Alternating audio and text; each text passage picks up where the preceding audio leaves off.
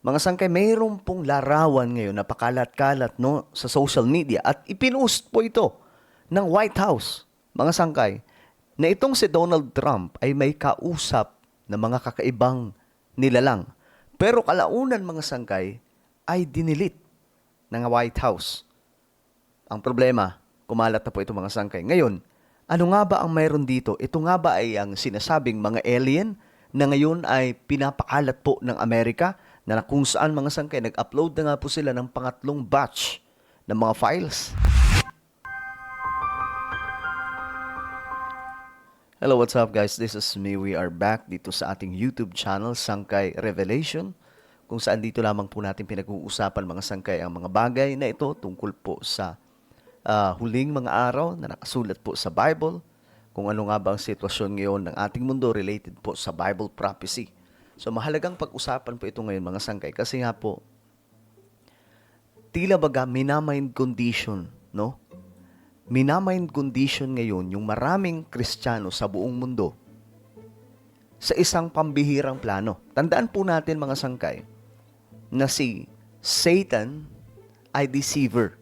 Simula noon pa, mga sangkay, magpahanggang ngayon, wala silang ibang plano kundi mahulog ang sangkatauhan sa kanilang mga kamay. Dahil ayaw po nila na sila lang ang mapupunta sa impyerno.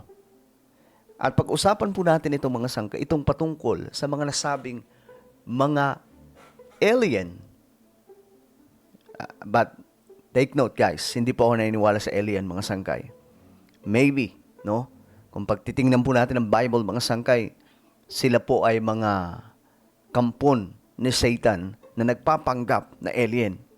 At marami pong mga pastors and mga Bible scholars ang nag-i-interpret, mga sangkay, or nakikita nila na ito po ay Nephilims. At pinag-aaralan po nila ngayon, mga sangkay, itong Book of Genesis, yung pinakaunang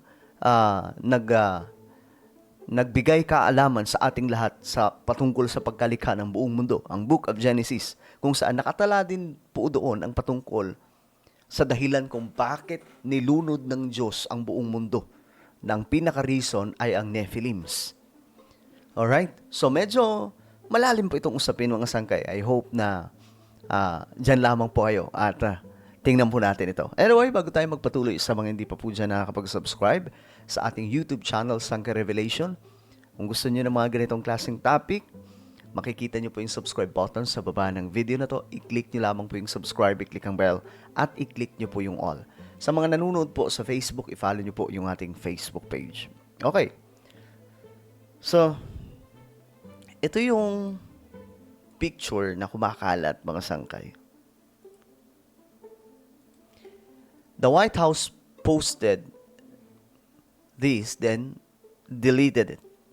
Pinost ng White House, tapos binura din. Makikita po sa larawan, mga sangkay, na si Donald Trump ay may mga kausap na mga kakaibang nilalang. Ang nasabing mga nilalang, mga sangkay, ay mga Nordic. Sila po ay, sabi, mga sangkay, no? Sila daw po ay part ng mga alien na nandito na po sa ating mundo, matagal na pong panahon, mga sangkay, na kung saan may mga advanced technology sila. Yung mga nakikita daw po natin ng mga UFOs, UAPs, sa kanila daw po yun, mga sangkay, no? Ayon po yun sa mga scientists at iba pa pong mga matatalinong tao, no? Ngayon, mga sangkay, ano ang meron? Bakit pinost ito? Pwedeng sabihin natin na ito po ay AI. Pwedeng sabihin hindi. Pwedeng sabihin totoo. Pero ano nga ba ang dahilan? Bakit pinost ito ng White House? Ang tingin ko dito, mga sangkay, pinost ito for a reason. To mind condition the whole planet. For what? For the great deception that is coming. Kung ikaw ay hindi Kristiyano, kung hindi mo binubuklat ang Bible, mga sangkay, marahil hindi mo alam ito. No? Kung babasahin po natin, guys, ang Book of Thessalonians chapter 2. Ayan. Mababasa po natin dito ang patungkol sa man of lawlessness.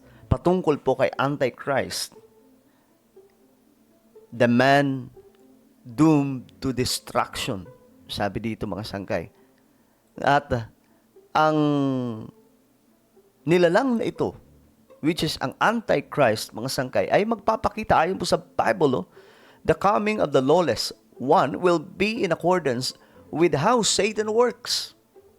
He will use all sorts of displays of power through signs and wonders that serve the lie, and all the ways that wickedness deceives those who are perishing. They perish because they refuse to love the truth and so be saved. Ito po yung mga maluloko, mga sangkay. But again, mababasa po natin dito kung ano po yung kanyang kapangyarihan para ma-deceive ang tao sa buong mundo. At mga sangkay, gaya ng sinabi ko, we are living in the last days na ang kampon ni Satan ay nagdo-double time, triple time, mga sangkay, to deceive any system, no, na makakapagpadala sa lahat ng mga Kristiyano. Ginagawa nila. At tayo po nga po, mga sangkay, sa mga Bible scholars, ang great deception na mangyayari ay yung ating pananampalataya na masusubok. Kasi sabi po nito mga teorya ng mga pastors, mga teachers, Bible scholars, mga doktor ng eschatology, sabi po nila, no, na ang purpose nitong mind conditioning ngayon tungkol sa mga alien ay ang arrival nitong mga so-called alien, but they are not aliens, mga sangkay. Nagpapanggap lamang po sila. Pwedeng sila ay mga fallen angels or Nephilims. Kasi ang Nephilims, mga sangkay, nung time na nilunod ng Diyos ang buong mundo at binura lahat ng Nephilims, na at that time din, mga sangkay, nag-create po sila ng mga technology and weapons, tinuturuan po nila yung mga tao during the time of Noah, mga sangkay. Yun po yung pinaka-reason kung bakit nagalit ang Diyos. No? Sila po ay mga anak ng mga fallen angels na nakikipag-konekta sa mga kababaihang tao, na ang bunga ay Nephilims. Pero after ng flood, mga sangkay, mababasa din po natin sa Bible na may mga nag-exist ulit na mga giants. If you remember, mga sangkay, nung nagpadala po ng mga spies papunta po sa land of Canaan, ang nakita po nila doon, mga higante, na ang liliit kong i-describe po ito ng 12 spies. Maliliit lamang daw po talaga sila kung titingnan nila yung mga giants. Now, the question is, bakit sila nag-exist? No? Ang tanging sagot lamang po dyan, malamang sa malamang, ang mga fallen angels ay nakipag-meet up na naman sa mga kababaihan sa lupa. Then, they exist at that time. So, up to now, mga sangkay, hindi po imposible nang ginagawa po nila ito. Tandaan po natin, ang Nephilims magagaling po pagdating sa technology, weapons, and many more. Kaya nga po sinasamba sila nung unang panahon, mga sangkay, kaya nga nagalit ang Diyos eh. Ngayon, ito po, mga sangkay, ito, grabing mind conditioning. Ito daw po yung 4 na klase ng alien. Greys, reptilians, ito very familiar, reptilians. Nordics, ito yung medyo hawig na po sa atin, pero mas gwapo, mas maganda po yung kanilang itsura. At insects, ito mga sangkay. Ayan. Yan, ito yung Nordics, nakausap daw ni Trump. Ito yung lahi. Ayan. Ito po yung video or picture na kumakalat sa social media na ang nag-post din po ay si Donald Trump. O, I think, approved po yan by Donald Trump kasi White House ang nag-post. So, makikita po ninyo may makakausap si Trump. I don't know kung gaano katotoo ito, but kalat na kalat po itong mga sangkay ngayon. Possible, AI, but one thing is, kumbaga, ito po ay important na malaman ng tao. Minamind condition po tayo sa arrival ng mga fallen angels na magdi-deceive ng lahat ng tao sa buong mundo. Ito po ay ang Antichrist. there are many believers or Bible scholars na iniwala po sila na posible yung Antichrist ay nanggagaling sa mga fallen angels na magiging hybrid human. No? Medyo malalim yan mga sangkay. Hindi tayo, kukulangin tayo sa oras kung ipapaliwanag po natin yan. But again, I just want you to be reminded. Ayan mga sangkay, breaking report alleged photograph of President's meeting with, ka-meet up niya mga sangkay. Ngayon, ano ba sinasabi ng Bible? Babalik lang po tayo mga sangkay kung anong sinasabi ng Bible. No? Kahit sino pang makakapangyarihan yan, tandaan po natin, iisa lamang ang Diyos na makapangyarihan.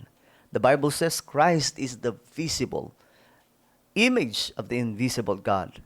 He existed before anything was created and is supreme over all creation. Supreme sa lahat ng mga nilikha.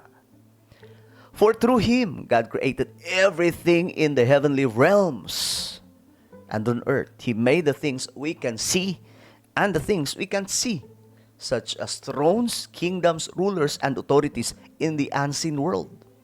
Everything was created through Him and for Him. So kung sino man ito, Nordics or whatever mga sangkay, alien is that or Nephilims or fallen angels, wala pong makakapantay sa Diyos natin na naglikha sa lahat ng mga nilalang na ito. Ano po ang inyong opinion? Comment down below. Huwag niyo pong kalilimutan na i-subscribe yung ating YouTube channel. God bless everyone.